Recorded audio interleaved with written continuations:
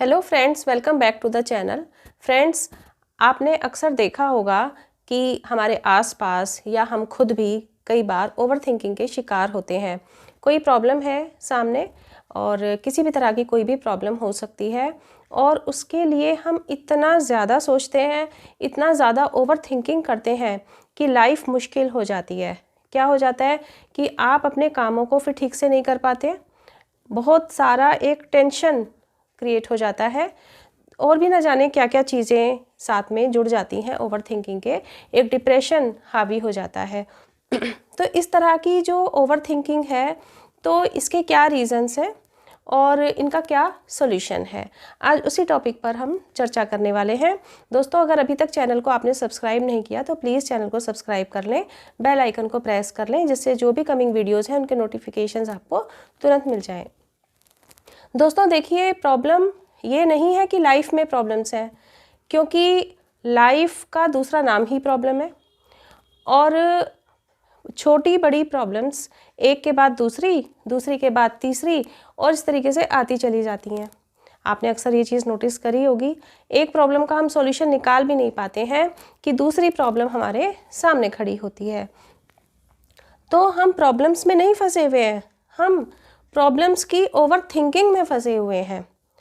अब इस over thinking से बाहर निकलना है। दोस्तों, अगर हमने अपना प्रॉब्लम को देखने का जो थिंकिंग है उसको चेंज कर लिया, तो प्रॉब्लम को देखने का नज़रिया हमारा चेंज हो जाएगा। ऑब्वियसली प्रॉब्लम भी चेंज हो जाएगी और हमें इतनी मुश्किल फिर वो प्रॉब्लम नहीं लगेगी। अब प्रश्न यही उठता है कि हम इस चीज़ से दूर कैसे हों, खुद को कैसे बचाएं ओवर थिंकिंग से। दोस्तों, इसमें जो सबसे पहला जो ज़रूरी है पॉइंट जो हमें अप्लाई करना है, वो ये है कि हमें अपनी प्रॉब्लम को साइंटिफिकली सोचना है। अब आप ये कहेंगे साइंटिफिकली सोचना है, क्या हम तो साइंटिस्ट थोड़ी हैं, साइंटिफिकली कैसे सोचेंगे। दोस्तों, साइंटिफिकली सोचने का मीनिंग ये है कि हमें उस प्रॉब्लम की रियलिटी में जाना है कि सच्चाई क्या है, क्या रीज़न्स हैं उस प्रॉब्लम के, हमें रियलिटी में जाना है। हमें ना उसके बारे में बहुत अच्छा सोचना है ना बुरा, इतना अच्छा होता तो ऐसा होता, तो इस तरीके से नहीं सोचना है, हमें सिर्फ रियलिटी में जाना है। साइंटिफिकली सोचने का मीनिंग ये है। अब साइंटिफिकली सोचेंगे तो कैसे सोचेंगे, इसके लिए जो सबसे ज़रूरी है वो ये है माइंड का डिटॉक्सिफिकेशन। अब ये माइंड का डिटॉक्सिफिकेशन कैसे होगा? देखिए, हमारे ब्रेन में दो तरह की चीज़ें होती हैं। कैसे? एक तो होते हैं वो बिलीव्स, कुछ ऐसे विश्वास, कुछ बिलीव्स जो हमारे दिमाग में भरे हुए हैं, जिन्होंने जगह बनाई हुई है हमारे दिमाग में। ये बिलीव्स कहाँ से आते हैं? ये बिलीव्स आते हैं कुछ, या तो आपने कुछ ऐसी बुक्स पढ़ ली हैं या किसी ने आपको बताए हैं जिनको खुद ही जीवन जीना नहीं आता और उनके द्वारा बताई गई चीज़ें हो सकती हैं। ऐसी चीज़ों पर बहुत जल्दी विश्वास भी हो जाता है, इनको हम एक तरीके से अंधविश्वास भी कह सकते हैं। और एक होता है कि रियलिटी, है ना, किसी भी चीज़ को रियलिटी में सोचना, सच्चाई में सोचना। तो यहाँ डिटॉक्सिफिकेशन से मीनिंग ये है कि आप अपने ब्रेन से उन गलत बिलीव्स को हटाएं, जगह बनाएं और उसकी जगह रियलिटी को स्पेस दें, उसकी जगह रियलिटी को स्पेस दें। देखिए, बिलीव्स को हटाना और रियलिटी को उसमें एंटर कराना, ये कितना ज़रूरी है। देखिए, इसका मैं एक बहुत छोटा सा एग्जाम्पल देती हूँ आपको। हंसी आएगी आपको सुन के, लेकिन बिल्कुल सच है ये एग्जाम्पल। जैसे कुछ लोग ये कहते हैं भूत प्रेत होते हैं और कुछ लोग कहते हैं भूत प्रेत नहीं होते। ठीक है, जो लोग ये कहते हैं कि भूत प्रेत होते हैं, वो किस आधार पे कहते हैं? क्यों? उन्होंने देखे तो उन्होंने भी नहीं है, लेकिन उनके दिमाग में इस तरह के बिलीव्स हैं। उन्हें किसी ने ऐसा बताया है कि भाई हाँ भूत प्रेत होते हैं, हमने देखे हैं, तो वो विश्वास कर लेते हैं कि ठीक है भाई होते होंगे। या आपने कहीं पढ़ लिया उनके बारे में और आपने सोच लिया कि हाँ भूत प्रेत होते हैं, लेकिन आपने तो जबकि देखा भी नहीं है। और इस तरह से एक गलत बिलीफ आपके दिमाग में जमा हुआ है। अब इस गलत बिलीफ को हटाना है और सही जो है, जो रियलिटी है, उसको लाना है। कैसे? अब आप ये सोचेंगे भाई होते हैं या नहीं होते हैं, हमें क्या पता, हमने तो देखा नहीं है, तो हमें नहीं पता कि भूत प्रेत होते हैं या नहीं होते। तो ये है रियलिटी। भाई ना तो आपने देखे, ना तो आप ये प्रूव कर सकते कि भूत प्रेत होते हैं, और ना ही आप ये प्रूव कर सकते कि भूत प्रेत नहीं होते। तो सच्चाई क्या है? सच्चाई ये है कि भाई हमें नहीं पता कि ये होते हैं या नहीं होते हैं। तो ये हो गया एक। जो नेक्स्ट पॉइंट है वो ये है कि ज़्यादा नहीं बल्कि सही सोचना है। देखिए, किसी भी चीज़ के बारे में सोचना तो ज़रूरी है, थिंकिंग करना ज़रूरी है। ओवर थिंकिंग गलत है। अब यहाँ सोचना भी है तो सही दिशा में सोचना है, गलत दिशा में नहीं सोचना है। जैसे आपके साथ किसी ने कुछ गलत कर दिया, ठीक है, आपके साथ किसी ने कुछ गलत कर दिया, तो गलत दिशा में सोचना क्या हुआ? आप ये सोचेंगे जैसा इसने मेरे साथ किया ना, जैसे इसने मेरा दिल दुखाया, मुझे इससे भी ज़्यादा दिल दुखाना है इसका। और आप इस तरह के तरीके ढूंढने में लग जाएंगे कि मैं कैसे ज़्यादा से ज़्यादा इसका दिल दुखाऊं। और दोस्तों, ये आपको भी पता है कि ये तो बहस कभी ख़त्म हो ही नहीं सकती। आप उस चक्कर में अपनी एनर्जी और ज़्यादा अपनी वेस्ट करते चले जाओगे। सही दिशा में सोचना कैसे हुआ? सही दिशा में सोचने का मीनिंग ये है कि आप ये सोचेंगे कि उसने ऐसा मेरे साथ क्यों किया, कहीं कोई मेरी तो गलती नहीं थी। अगर आपको वाकई अपनी गलती लगती है तो उसे सुधार लीजिए। फिर भी आपको ये लगता है कि नहीं, मेरी कोई गलती नहीं थी और उसने मुझे इस तरीके से दुखी किया, तो आप या तो उससे खुल के डिस्कशन करें, और अगर इस लायक नहीं लगती सिचुएशन तो आप थोड़े से सेपरेट हो जाएं, है ना। लेकिन उसमें उलझे नहीं, प्रॉब्लम्स में, फालतू की प्रॉब्लम्स में उलझे नहीं। ये हुआ सही दिशा में सोचना। अब जो मैं नेक्स्ट पॉइंट पर आने वाली हूँ उसे सुन के आप चौंक जाएंगे। क्या है ये पॉइंट? ज़्यादा पॉजिटिव ना सोचें, थोड़ा नेगेटिव भी सोचें। अब आप ये कहेंगे ये बड़ी अजीब बात है, ये तो हमने तो अभी तक यही सुना है कि भाई पॉजिटिव सोचो, पॉजिटिव सोचो, पॉजिटिव थिंकिंग रखो और नेगेटिव मत सोचो। और ये तो उल्टा बोल रही है कि भाई ज़्यादा पॉजिटिव मत सोचो, थोड़ा नेगेटिव भी सोचो। जी हाँ, क्योंकि हमें रियलिटी में रहना है। इसका मैं एक एग्ज़ाम्पल देती हूँ। इसका मैं एक एग्ज़ाम्पल इस तरह से देती हूँ। एक बिजनेसमैन है और वो बहुत अपने बिजनेस में पैसा इन्वेस्ट कर रहे हैं, किए जा रहे हैं इस पॉजिटिव थिंकिंग के साथ कि मैं जितना लगाऊंगा मुझे इसका बहुत अच्छा रिटर्न मिलेगा, और थोड़ा समय सही, थोड़े समय के बाद मुझे इसका बहुत अच्छा रिटर्न मिलेगा। ये हुई पॉजिटिव सोच। अब ज़्यादा पॉजिटिव सोचना कि वो बाकी चीज़ें नहीं देख रहे हैं, समय को देखें, बाकी चीज़ों को भी देखें। थोड़ा निगेटिव भी सोचें कि कहीं ऐसा ना हो कि सारा पैसा मैं इसमें लगा दे रहा हूँ, कहीं ऐसा ना हो कि कल मुझे इसका उतना अच्छा रिटर्न ना मिले, इतना प्रॉफिट मुझे ना आए। थोड़ा ये भी सोचना ज़रूरी है, अपने पैसे को थोड़ा बचा कर भी रखना ज़रूरी है। अब हुआ क्या, ज़रूरत से ज़्यादा पॉजिटिव सोच लिया, ज़्यादा पैसा लगा दिया, और एक समय बाद आपको पता चला कि अब प्रॉफिट नहीं आ रहा, उल्टा आप लॉस में जा रहे हैं। तो ये नुकसान हुआ ना ज़रूरत से ज़्यादा पॉजिटिव सोचने का। या एक मैं दूसरा एग्जांपल लेती हूँ।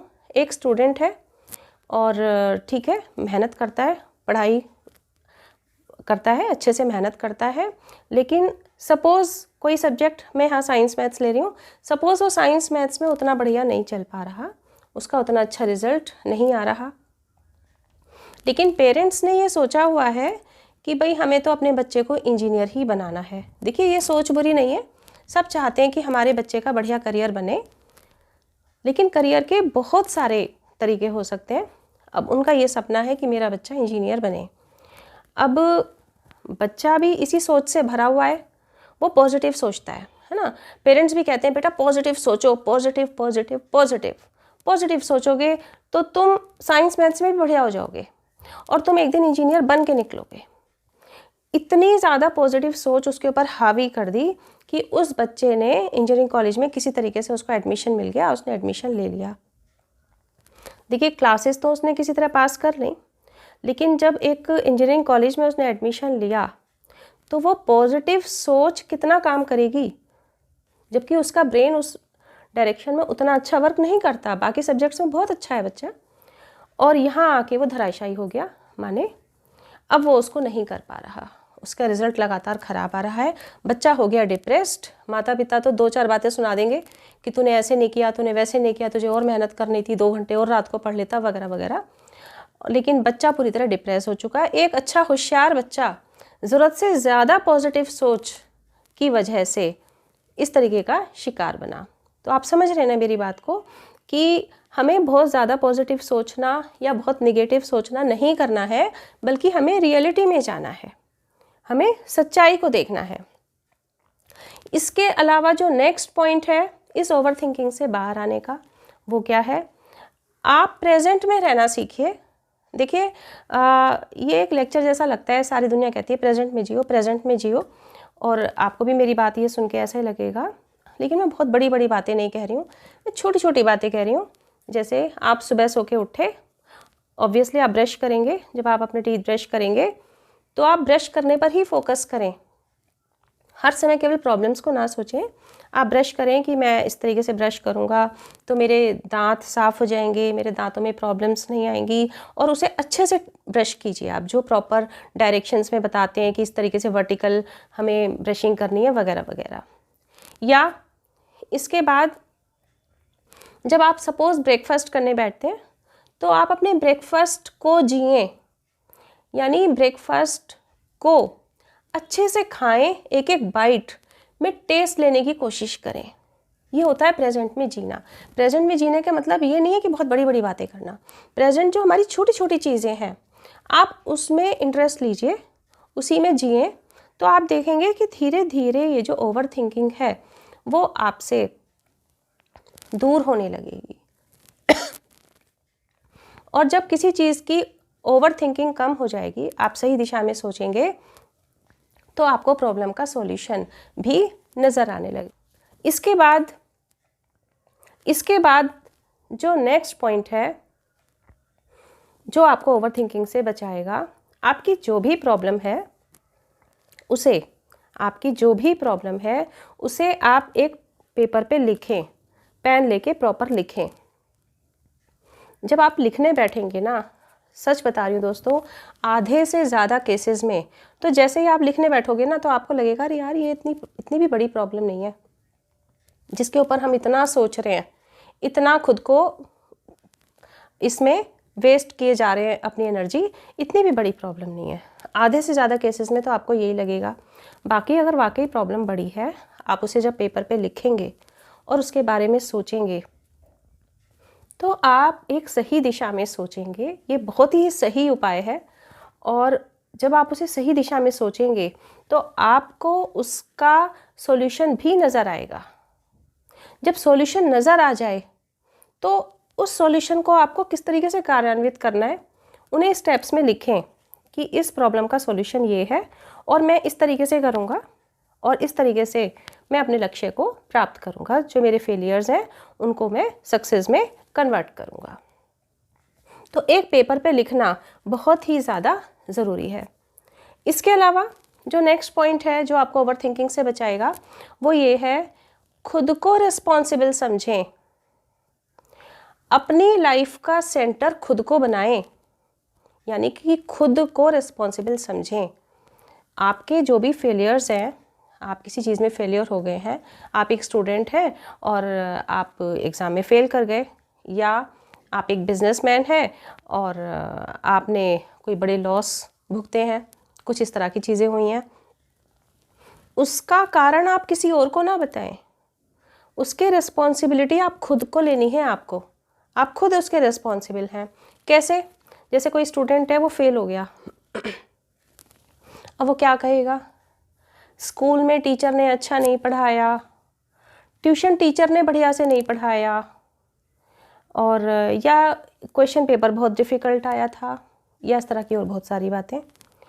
अब अगर ट्यूशन टीचर ने अच्छा नहीं पढ़ाया या कुछ भी इस तरह की चीज़ें आपके दिमाग में आ रही हैं, भाई आप किस किस को करेक्ट करोगे? आप सिर्फ खुद को ही तो करेक्ट कर सकते हो।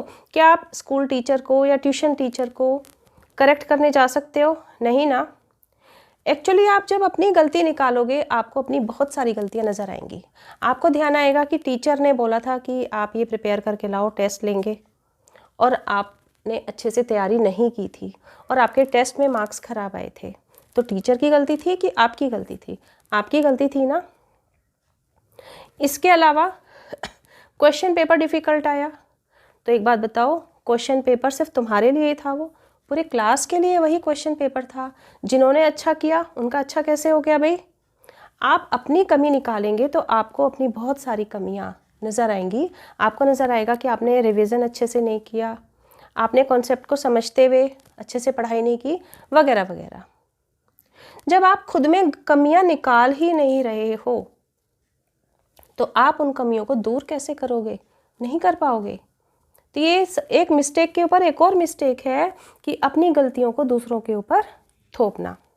या बिजनेसमैन है, उसको बिजनेस में लॉस आया, वो कह रहा है कि जो हमारे जो कस्टमर्स थे उन्होंने मेरे साथ धोखा किया या सही नहीं था उनका, या जो हमारे एम्प्लॉयज़ थे, वर्कर्स थे, उनकी लापरवाही से ऐसा हुआ, वगैरह वगैरह। पहले आप अपनी कमियां देखो। अगर एम्प्लॉयज़ लापरवाही कर रहे थे तो आप कहाँ थे? बिजनेस तो आपका है ना। आपने उन लापरवाहियों को नज़रअंदाज क्यों किया? आपने स्ट्रिक्ट एक्शन क्यों नहीं लिया? आप टाइम पर क्यों नहीं अपने बिजनेस पे पहुँचे? या तमाम और बहुत तरह की चीज़ें हो सकती हैं। या कस्टमर्स की तरफ से कोई प्रॉब्लम लग रही है तो आपने उसी समय उन चीज़ों के लिए एक्शन क्यों नहीं लिया? आपने उन्हें टाला क्यों? इस तरह की बहुत सारी चीज़ें हो सकती हैं।